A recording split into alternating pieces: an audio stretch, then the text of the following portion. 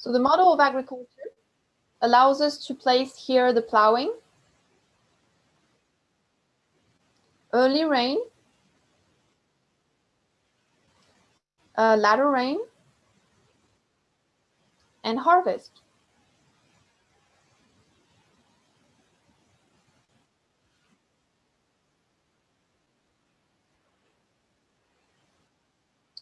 So 4 BC represents the birth of John the Baptist and Christ.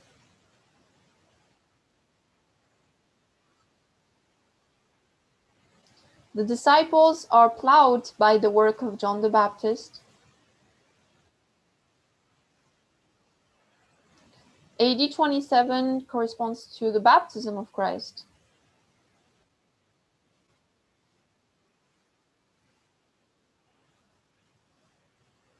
AD 34 is the time when the message is spread to the Gentiles.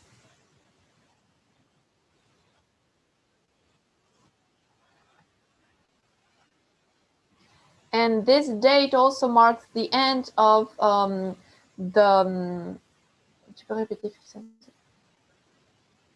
end of the prophecy of the 70 weeks from Daniel 9.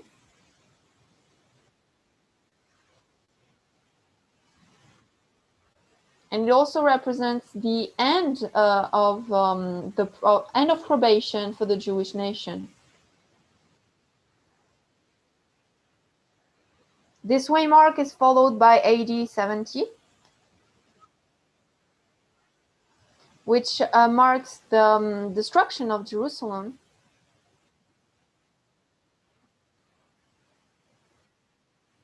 And then we have the last waymark, which is AD 100.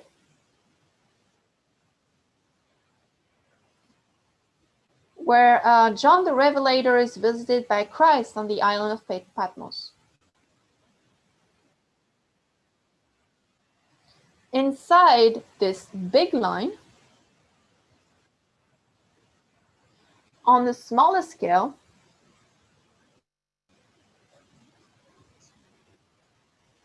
we have another history that follows the same pattern.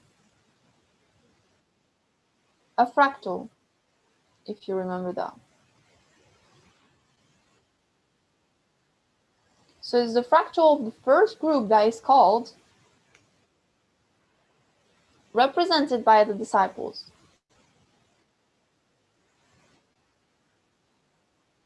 So their line is going to be almost identical to the general line. It also starts in 4 BC.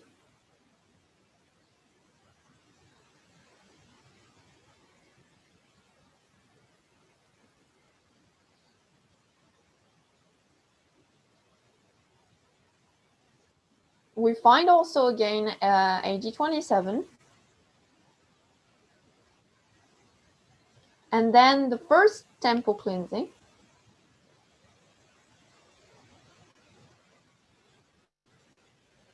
The waymark of the cross.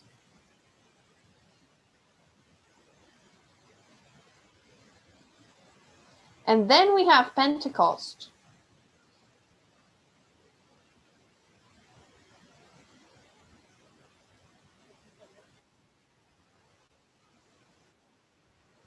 So we see that the beginning of the line is the same.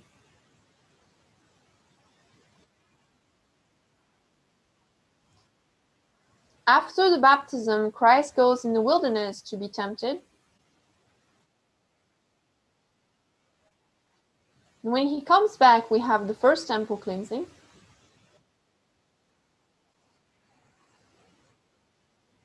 The cross in AD 31 represents the close of probation for the group of disciples.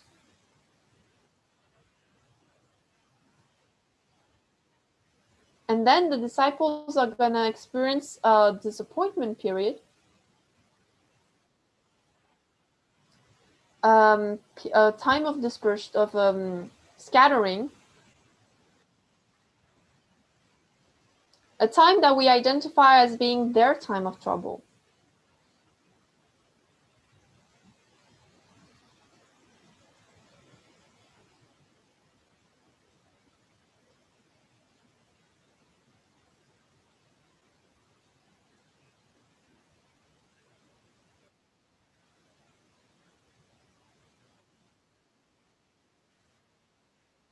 That time of trouble, that time, parallels their harvest time.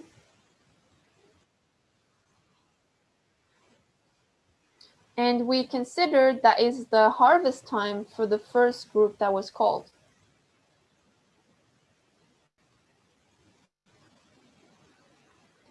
So I'm going to redraw the line.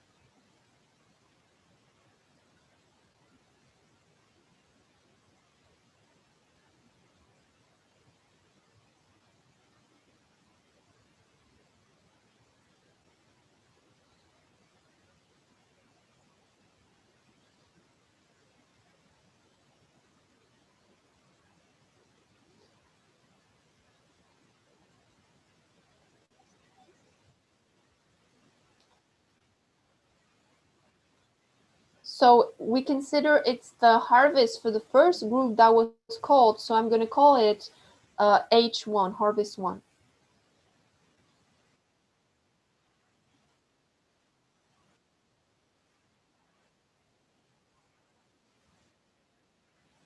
So that's what I said before. The disciple that's going to make it until the end of the general line, AD 100.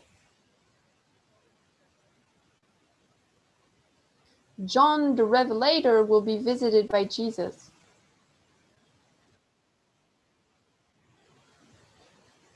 And then the Pentecost, the disciples are going to bring the message to the church, to the Jews, that are going to make the second group gathered.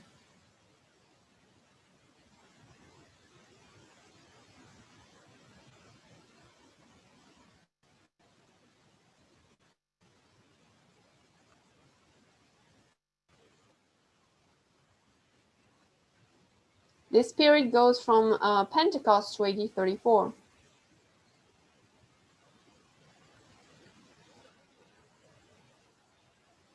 So here we have the Jewish church harvested in 2 steps.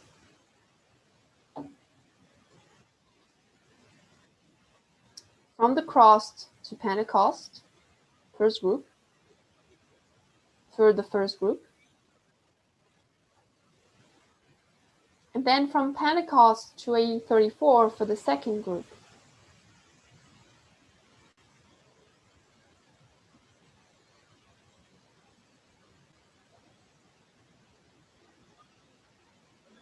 We're going to call it Harvest 2.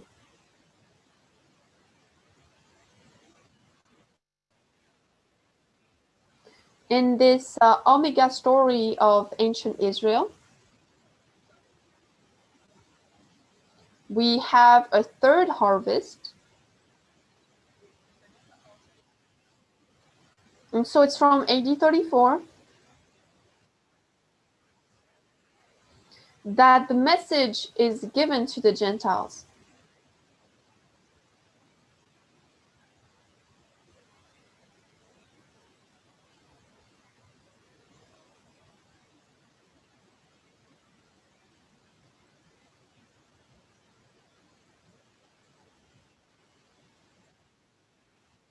So this time it's going to be Harvest 3.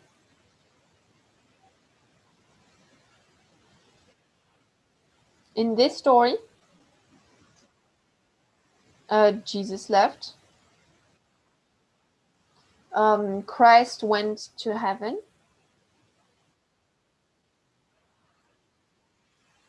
And ever since that time, generation after generation is waiting for his coming.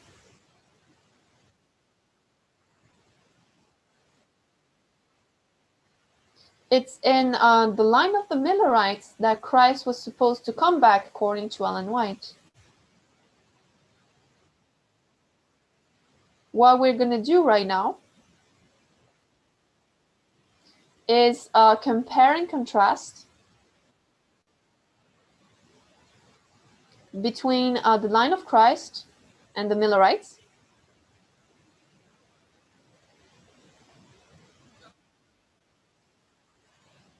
So we're going to trace this line of the Millerites and the fractals too.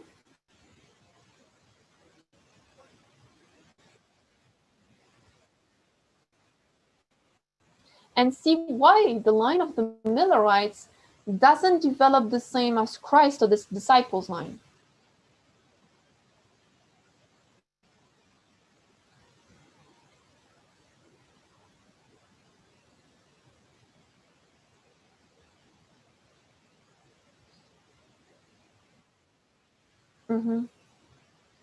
Par contre, quand tu es au tableau, rapproche-toi de la caméra pour parler parce que je t'entends mal.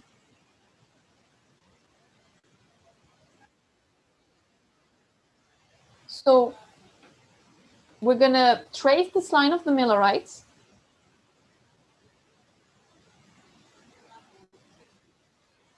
It starts in 1798.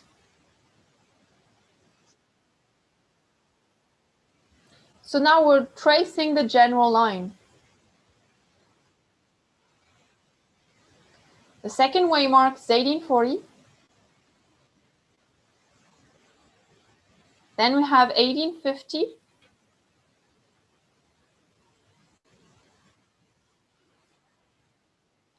The fourth waymark, 1861.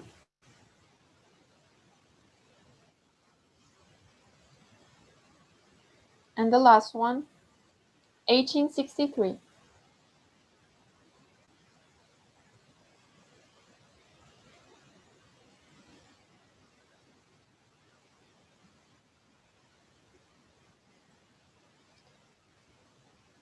So Ellen White, in the book, The Great Controversy,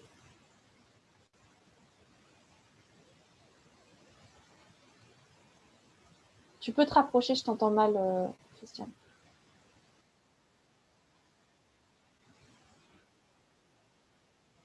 So Ellen White gave us in The Great Controversy, chapter 38 and 39, the big line of that last generation, which is going to see Christ is coming.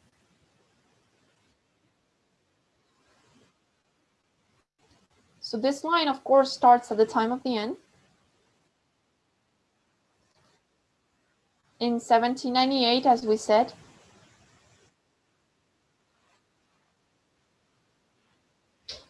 So I think she talks about 1844 and not 1840. So time of the end. Sunday law. Close of probation. And second advent.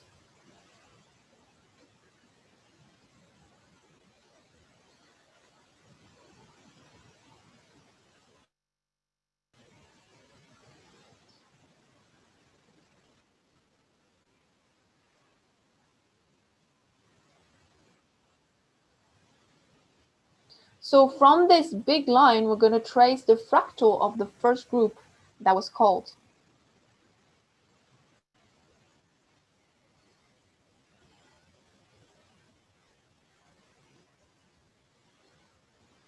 So as we said before, it's going to start with the two first waymarks being the same.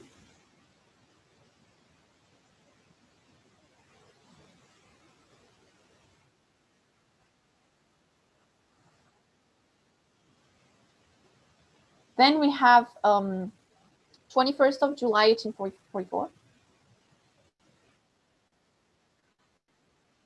And then October 22nd, 1844.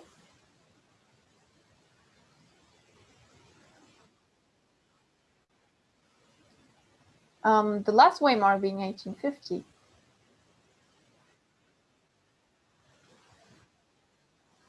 So this first group that's called will be harvested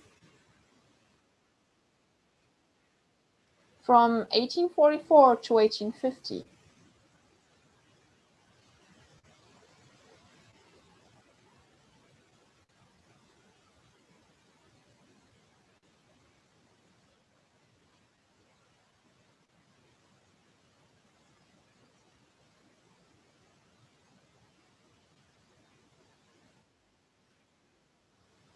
The second group that's called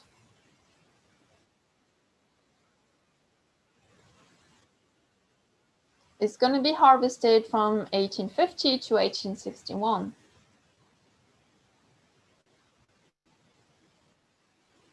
And then we have the harvest of the word.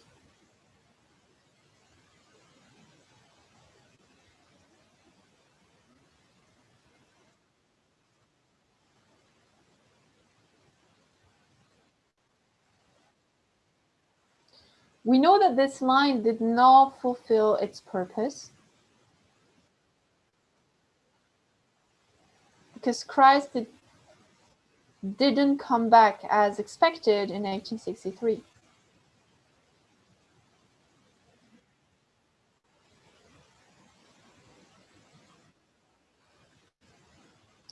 We know that there was a second time where Christ was supposed to come. That happened in the 1888 period. And we also know that this was a failure.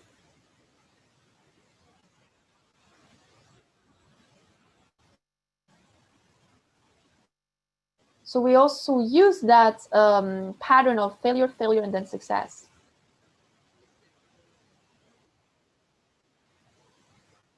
In this line of modern Israel.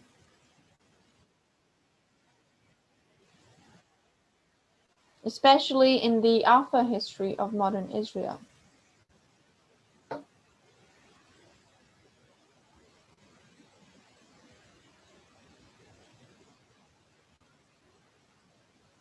I'll try to get more space.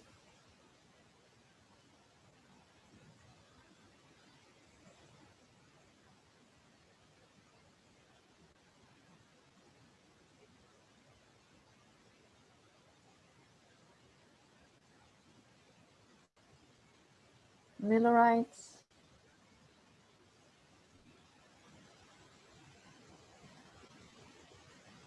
(1888).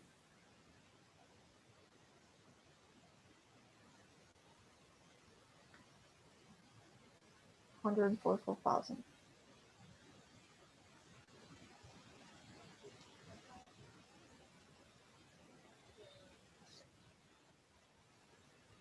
So we see that the failure in the Millerite history,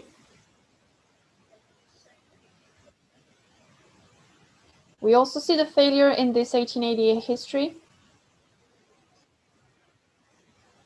And we see that there's sometimes, and we see that history repeats.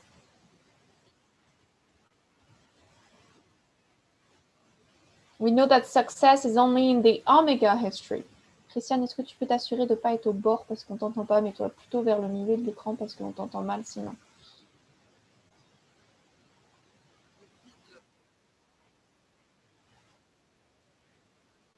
So success is only found in the Omega history. It's the case for the history of ancient Israel. But it's also the case in the history of modern Israel. We here have the Alpha, and here Omega.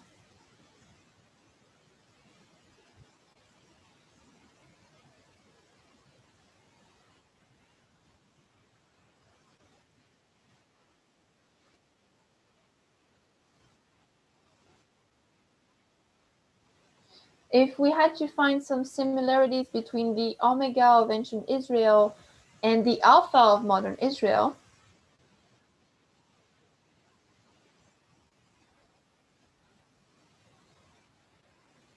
we have the fact that they didn't understand the external events in the history of the disciples.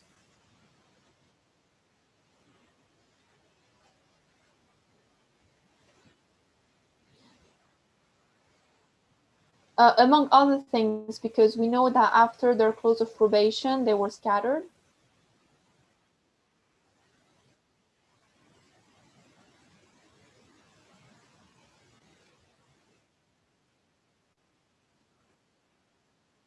We have the fact that the Millerites didn't understand the external events.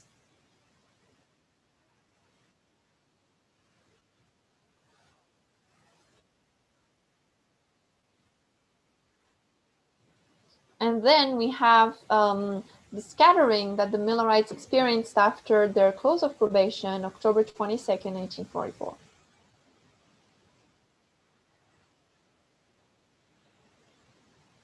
And we also need to mark that difference between the way the church was developed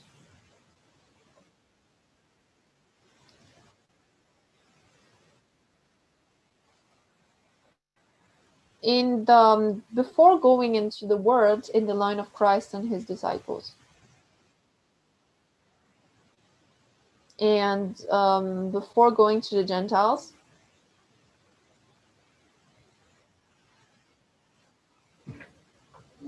We see this difference in the line of the Millerites. Pardon? In the way that the groups are developed.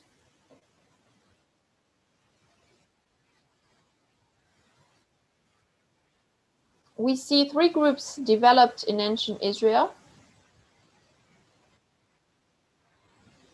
We have two groups in the church. And then a group in the world, the Gentiles.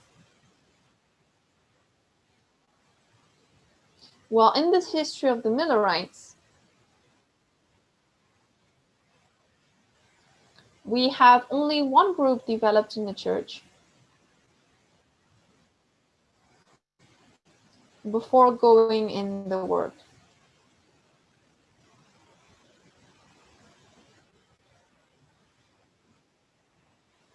When we look at Isaiah 46, that says in verses 9 and 10, so Isaiah 46:9, remember the former things of old, for I am God, and there is none else. I am God, and there is none like me. Declaring the end from the beginning, and from ancient times the things that are not yet done. Saying, my counsel shall stand, and I will do all my pleasure.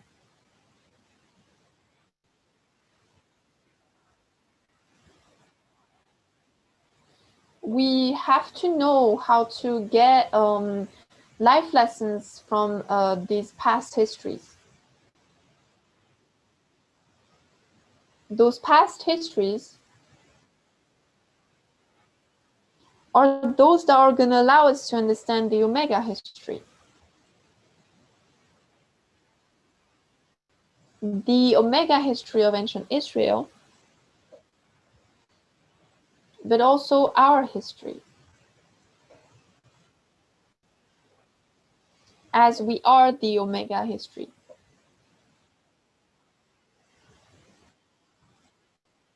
And then we're going to know and understand what we're waiting for. This text of scriptures that we took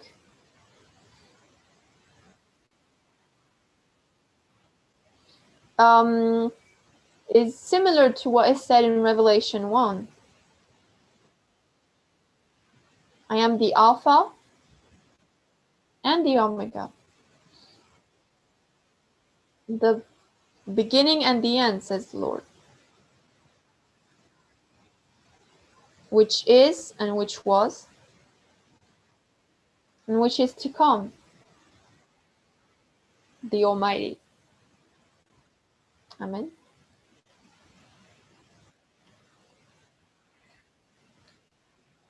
So all these histories have to teach us and allow us to understand our own. The Reform line represents Christ himself.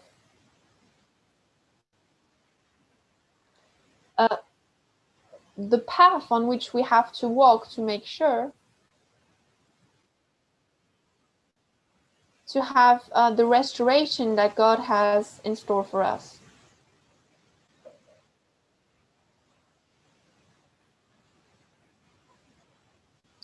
And just as I'm showing you this pattern of failure, and success in the Alpha of ancient Israel, our methodology of teaching in parables allows us to see the repeat and enlarge. In the Omega history of modern Israel, through Daniel 11:40-45, we were able to identify and build the first two waymarks of the line of our generation.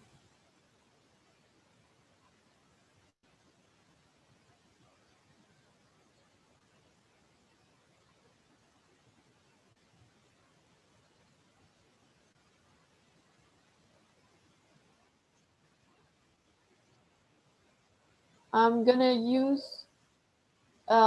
gonna draw on Christ's line with a different color.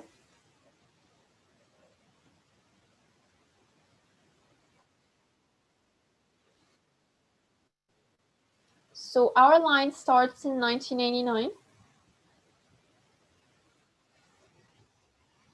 I don't know if you see the blue well or not.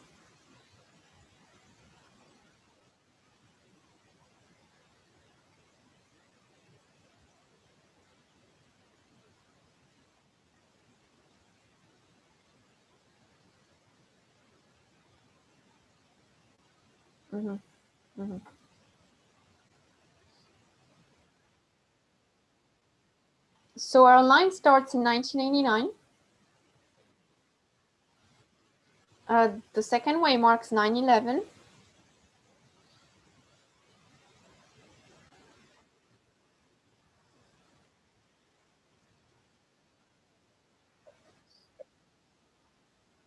So now we're marking the line of the 144,000, the general line, in the Omega of modern Israel. Then we have the Sunday law, close of probation,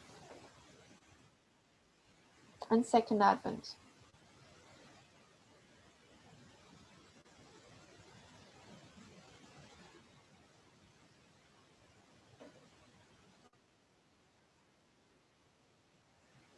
From this general line of the 144,000,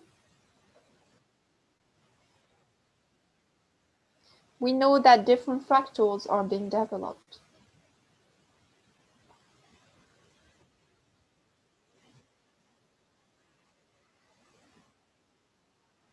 The first waymark are similar to the line of the 144,000. And the priest line.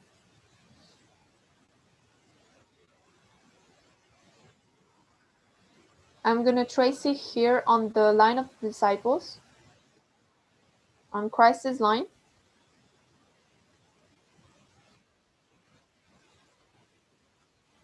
So the first two waymarks are identical, 1989, 9/11.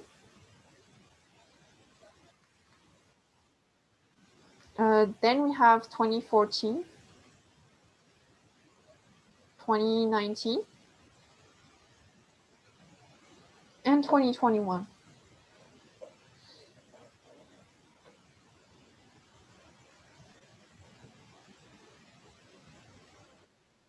As priests, we went through all those different experiences, those dispensations.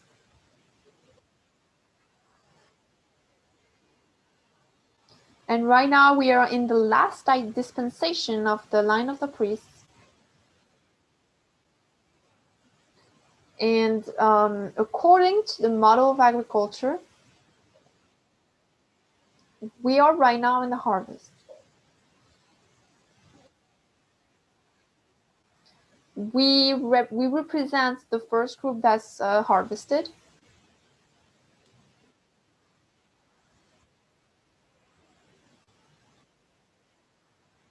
And then we have to give a message to the Levites, which are in the church, of course.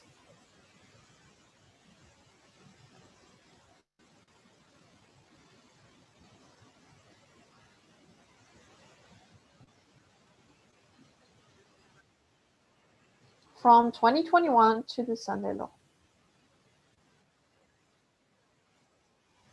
The Levites are going to be harvested in that time period. And they represent the second group gathered.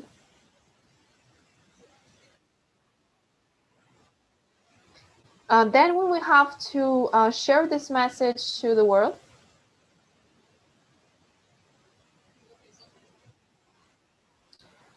Which represents the third group gathered. Harvested, the third group harvested.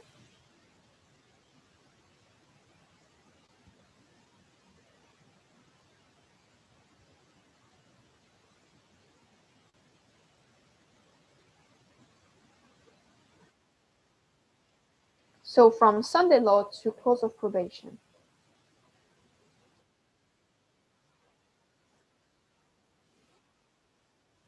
So we see that when this pattern repeats in the Omega of modern Israel,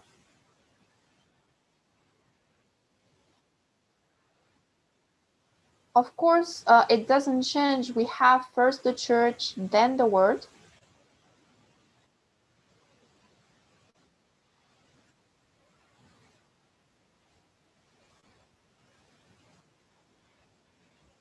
But we see that in a similar way to the Omega of ancient Israel, there are two groups harvested in the church before we have the harvest of the word.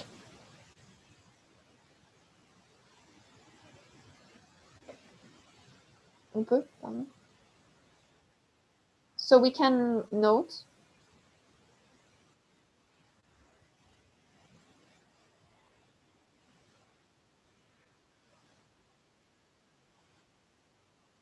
that it's almost entirely similar in the ancient and modern Israel in their Omega phase.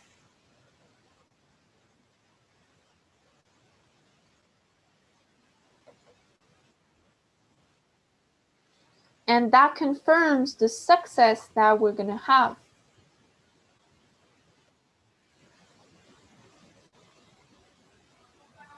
Oui, on t'entend pas. Rapproche-toi parce qu'on t'entend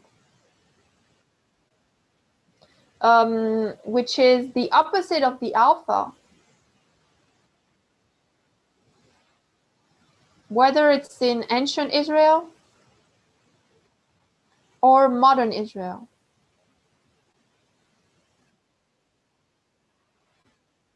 There's one group that's developed in the Millerite church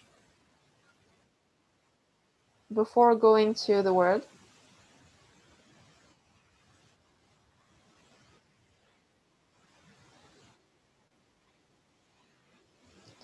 Here we have two groups developed in the Omega of ancient Israel before going to the Gentiles.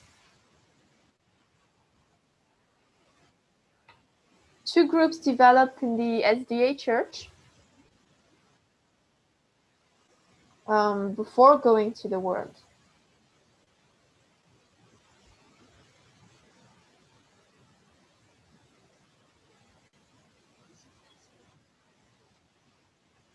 Right now we are in our harvest period.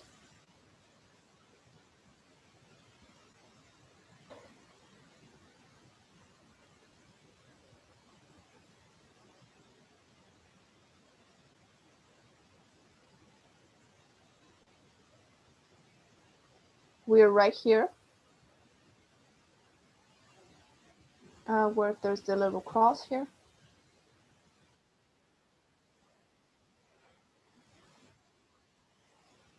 We have crossed since 2019 a period of trouble, time of trouble. We have different reasons to say that.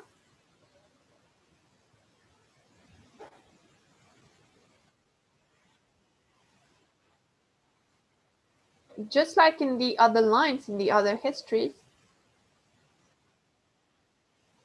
this time of trouble also represents a time of scattering. This can especially be seen in our history.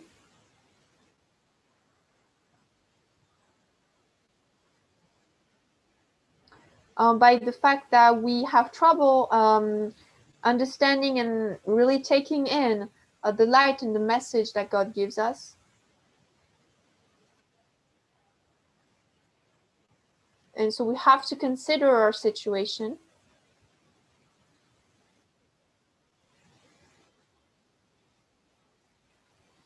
In order to get rid of what is hindering our march forward.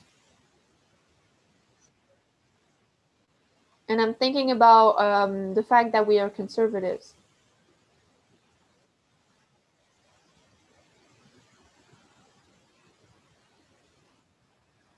The quality. Oh, equality, sorry. Equality is what tested us ever since last year. And again today, we are fighting. Things are not sorted out for us.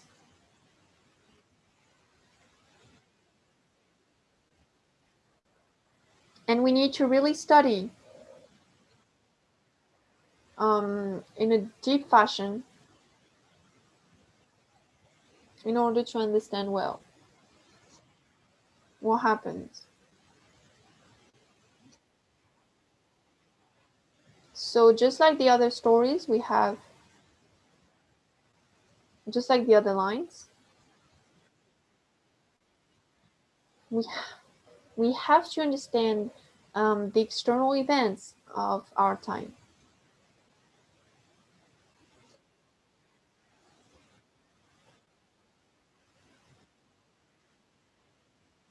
We have to understand them for the same reasons than the other dispensations had to.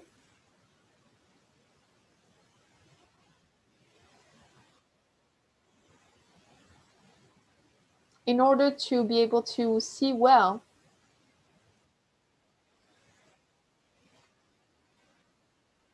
the waymark, the Sunday law waymark,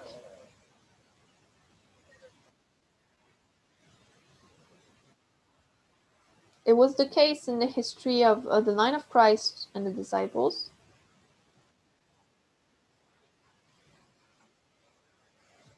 Especially for the disciples that had to face AD 34.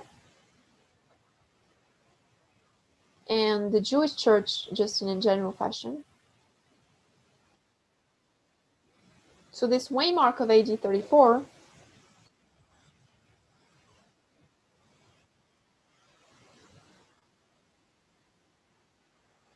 was representing the close of probation for the Jewish church. In our history,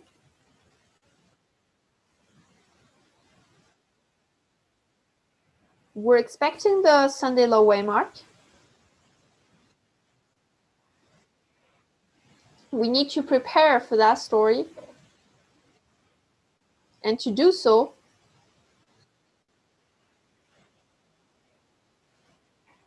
we need to understand what actually the Sunday law represents.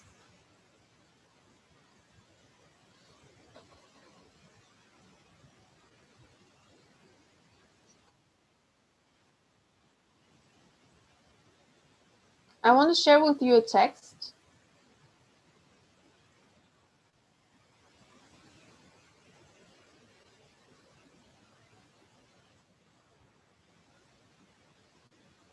That comes out of Live Sketches. I'm putting the text in the chat. Page 97.5.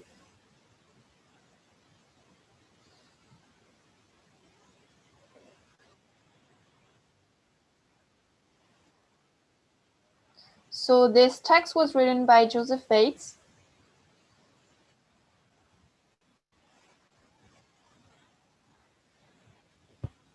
And he's explaining what's happening right now. It was written in 1847.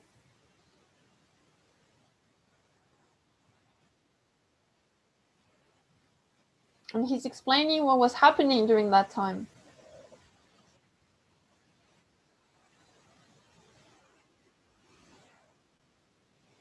And so we are again right now in the time right after 1844. In their scattering time.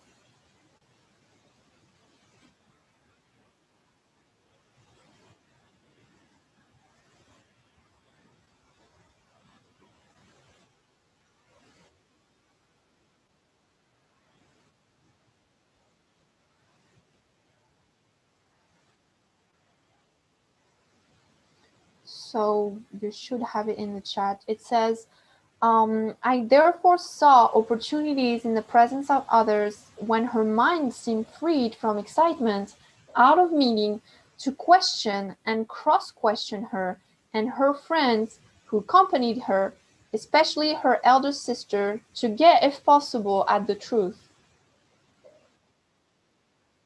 So right now he's talking about Ellen White.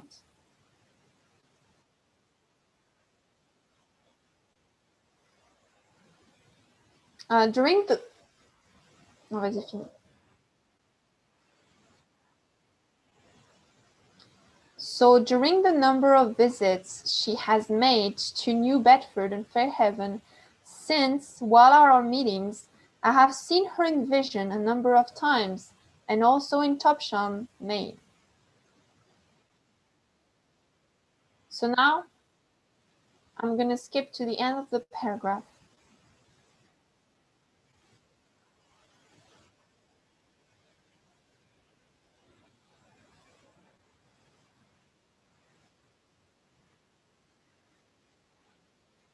Last sentence. I believe the work is of God, and is given to comfort and strengthen his scattered, torn, and peeled people since the closing up of our work for the world in October 1844.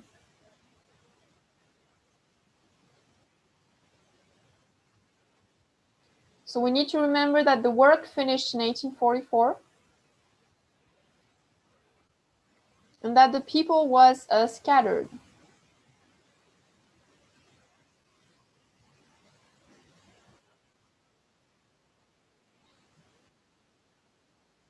They had to prepare to give a message to the world in 1850. The problem was that they were scattered.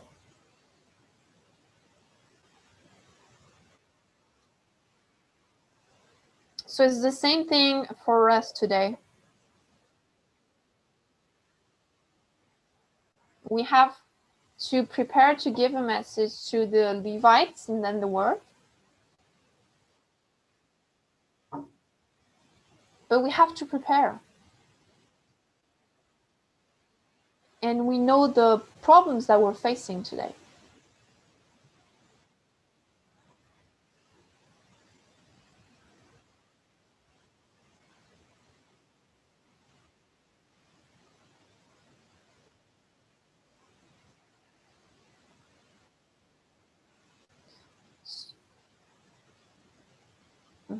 So I'm going to recap because my time's almost over. So we see that ancient Israel had 2 times of failure: Egypt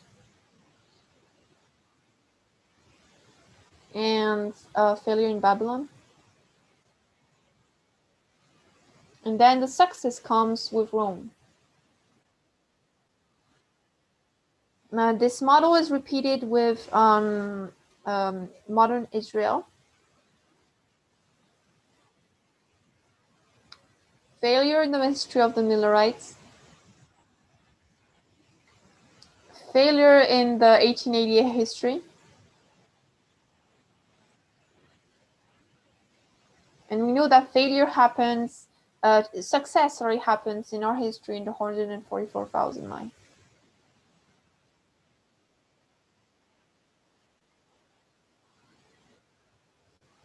So there's a big difference that can be noticed in modern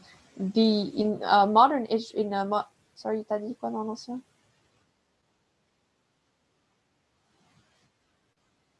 A big difference between modern and ancient Israel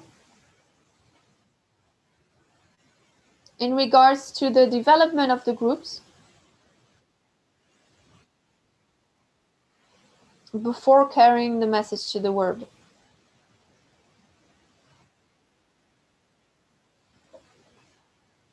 In the Alpha of modern Israel, only one group is developed in the church before going to the world. In our history,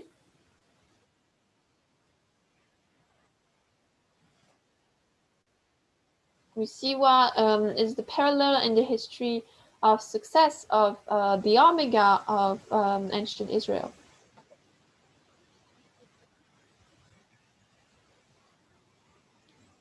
Two groups are developed in the Omega of ancient Israel. Two groups in the Jewish church before going to the Gentiles. Same thing for our history. Two groups are being developed in the church. Priests, Levites, before going to the world. The Lord is taking his time to prepare his people.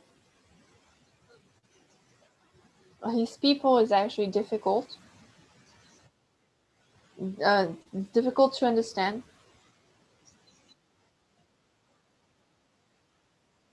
It's difficult to really take in the teaching he's giving us. But the line is going to fulfill. Many of us are leaving the movement. Too many of us are leaving the movement. We need to stay firm.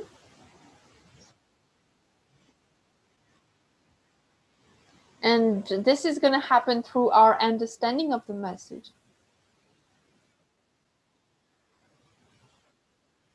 We need to be liberals and not conservatives. We have to put aside the conspiracy theories and embrace the truth.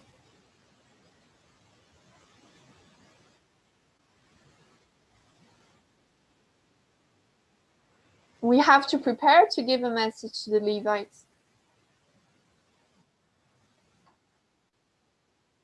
And God is asking us to trust him, to believe in him, to believe in his message.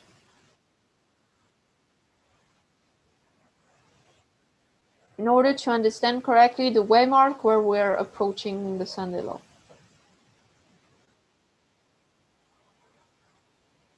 I have to stop here and I invite you to pray.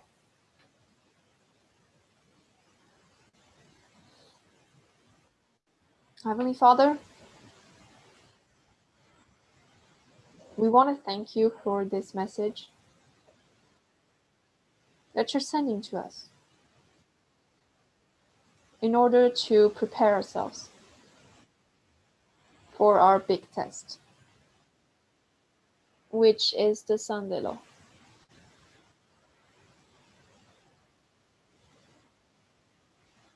This waymark where we're going to see the end, the close of probation for your church.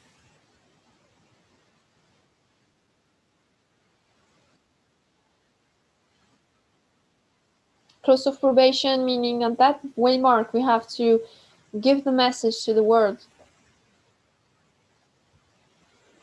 And you're not going to deal with the SDA church,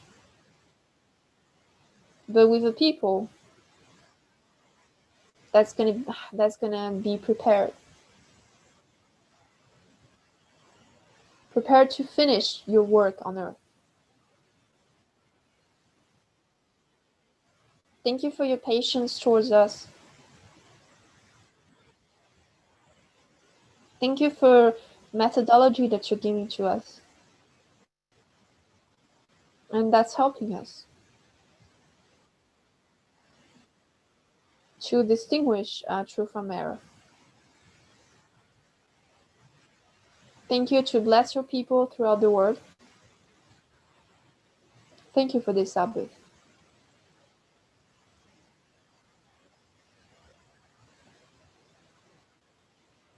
We also want to ask a blessing for the speakers that are next, our two elders, Elder Parminder and Elder Tess.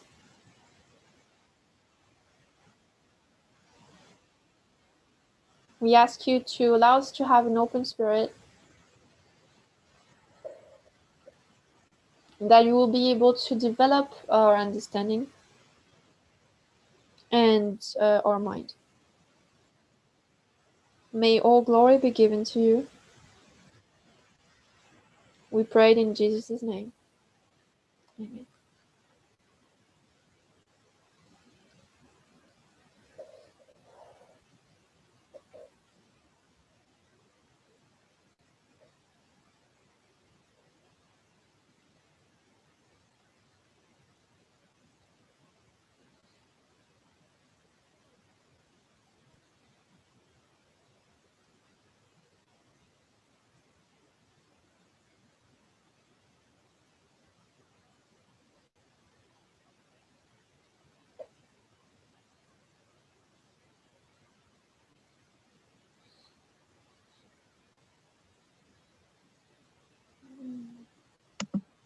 Manuela, tu nous entends? Manuela, c'est à vous maintenant.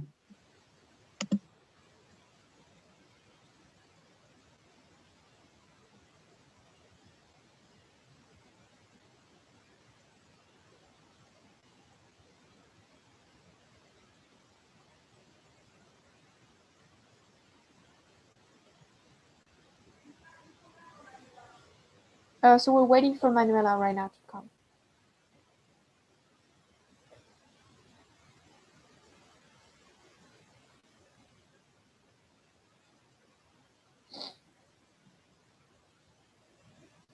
On t'entend pas, Manuela.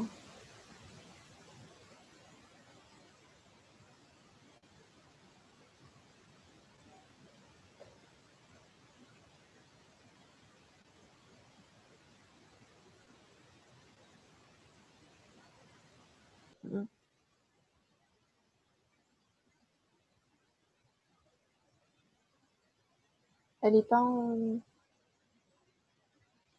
en interprète. Non. Maintenant, si, c'est bon.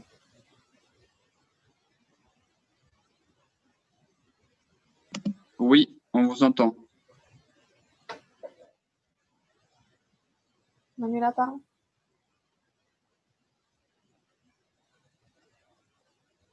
Ouais, c'est bon, je t'entends.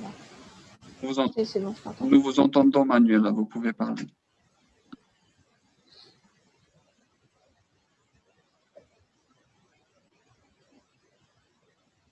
Moi, c'est bon, j'entends Manuela.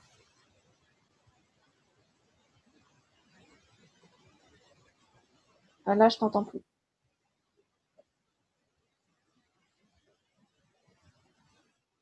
Là, je t'entends, oui.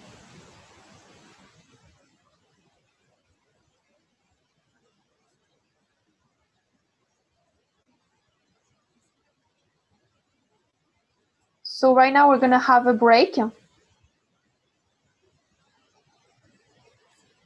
And so we're starting again at 11, so in 15 minutes.